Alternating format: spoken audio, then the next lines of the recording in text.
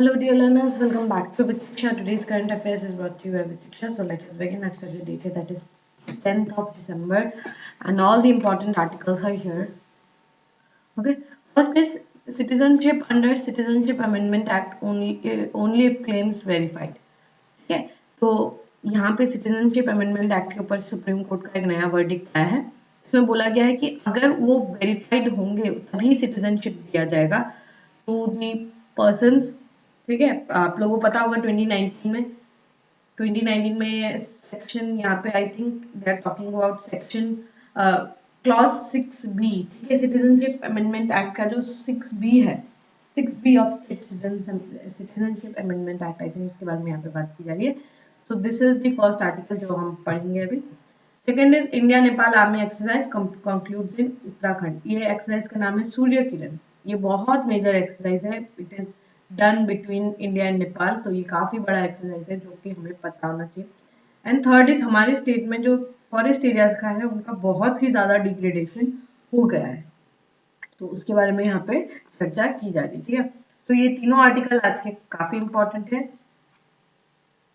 पहला है citizenship under citizenship amendment act only if claims verified. Supreme court ने ये कहा है। ठीक है, तो अगर आप देखें एक लोगों में क्या है, एक state of fearlessness, fear of statelessness है। हाँ, मतलब वो लोग स्टेट किसी भी एक स्टेट के हिस्सा नहीं है ना, वो लोग उन कंट्रीज के पाकिस्तान अफगानिस्तान बांग्लादेश के सिटीजन रहे हैं ना, इंडिया में उनको सिटीजनशिप यहाँ पे दिया जा रहा है। तो उनका अभी जो है they are in a fear of statelessness. ठीक है, तो अगर आप देखिए आर्टिकल में क्या आया है, the supreme court on Tuesday confirm said conferment of rights associated with Indian citizenship to people claiming to be religious minority who fled persecution from Pakistan, Afghanistan and Bangladesh and protected under Citizenship Amendment Act would be wholly dependent upon whether their claims turn out to be true.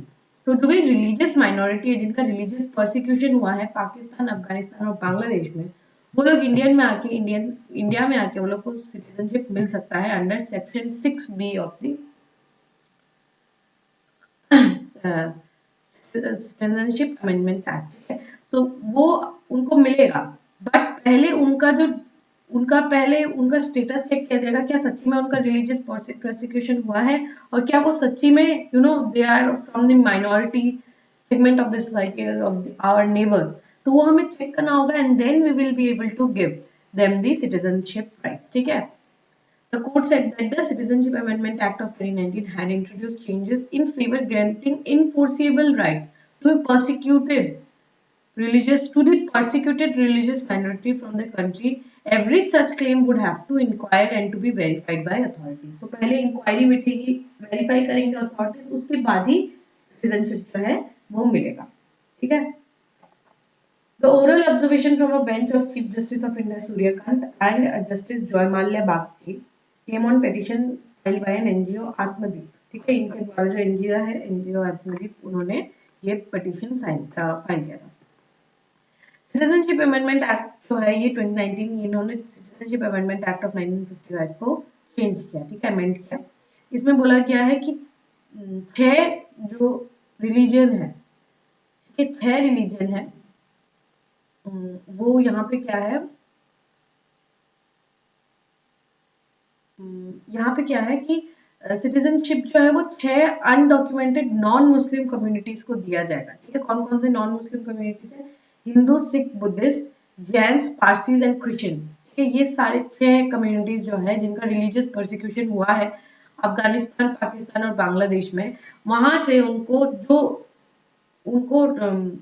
भी 2014 31 दिसंबर 2014 से पहले enter हुए, मतलब 2013 में enter हुए, 2012 में enter हुए हैं, उन सबको क्या मिल जाएगा, इंडियन सिटीजनशिप जो है मिल जाएगा। ठीक है, ये एग्जेम्प्ट करता है कम्युनिटीज को from any criminal act under the foreigners act of 1946 and passport act of 1920। इन दोनों जो कोई भी अगर इंडिया में घुसे हैं, उनका रिलीजियस परसिक्यूशन हुआ है उनके ऊपर, तो क्योंकि वो क्या उनके ऊपर फॉरेनर्स एक्ट ऑफ 1946 लगेगा, पासपोर्ट एक्ट ऑफ, क्योंकि जाली पासपोर्ट से घुसे होंगे या फिर घुसपैठ करके वो घुसे होंगे, तो वो एक्ट इनके ऊपर लगता है। ठीक है, ये कोई भी जो भागता है वहां से, उनके ऊपर कोई भी दूसरे कंट्री से भाग के आए हैं तो उनके ऊपर ये एक्ट जो है ये लगता है, ठीक है। ये passport act and foreigners act, तो ये पासपोर्ट और फॉरेनर्स एक्ट जो है ये लगेगा उनके ऊपर। तो अभी उनके ऊपर ये इस टाइप का कोई भी केस नहीं लगेगा क्योंकि उनको भी इंडियन सिटीजनशिप जो है ग्रांट किया जाएगा, ठीक है।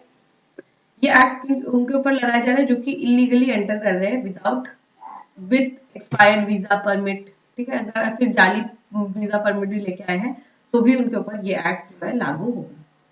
ये बैकग्राउंड चेक जो है ये central security agencies like intelligence bureau IB जो है उनके जैसे बड़े ऑर्गेनाइजेशन जो है उनका बैकग्राउंड चेक करेंगे, ठीक है।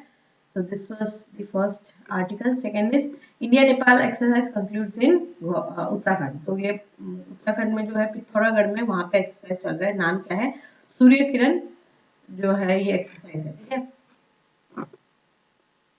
तो आपका ये 19th एडिशन है सूर्य किरण 19th एडिशन जो है ये चल रहा है पिथौरागढ़ इन उत्तराखंड में ये एक्सरसाइज हुआ है, ठीक है।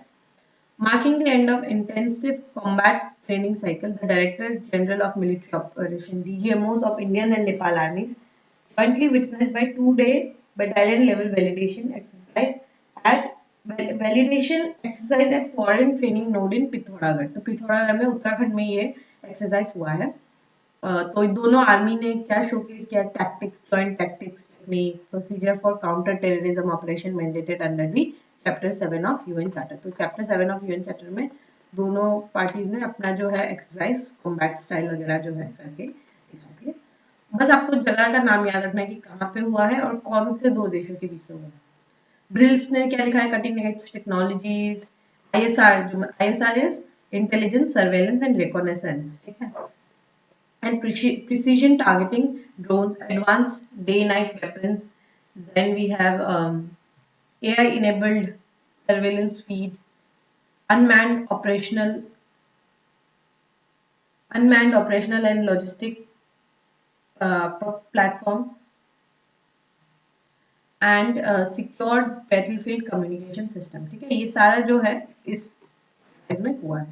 आपको नाम याद रखना है किसके साथ हुआ है, तो किसके साथ हुआ है, it is between your India and Nepal and exercise का नाम क्या है, सूर्य किरण, ठीक है। It is the 19th edition, ठीक है। Alright, we can move to last news. The last news is alarming state of degradation in of forest areas. ये बहुत मेजर है क्योंकि देख रहे हैं आप क्या डेंस फॉरेस्ट जो है उसका बहुत डिक्रीज हुआ है, ठीक है। जैसे विश्वनाथ जो रिजर्व फॉरेस्ट है वहां पे 65.9 ऑलमोस्ट 70% रिडक्शन हुआ है डेंस फॉरेस्ट का। गोपुर रिजर्व फॉरेस्ट 28% रिडक्शन हुआ है। Then we almost 29%। Nauduar reserve forest में 27% रिडक्शन हुआ है और बेहाली वाइल्ड लाइफ सेंचुरी में 16.9% रिडक्शन हुआ है आपके फॉरेस्ट एरियाज में, ठीक है।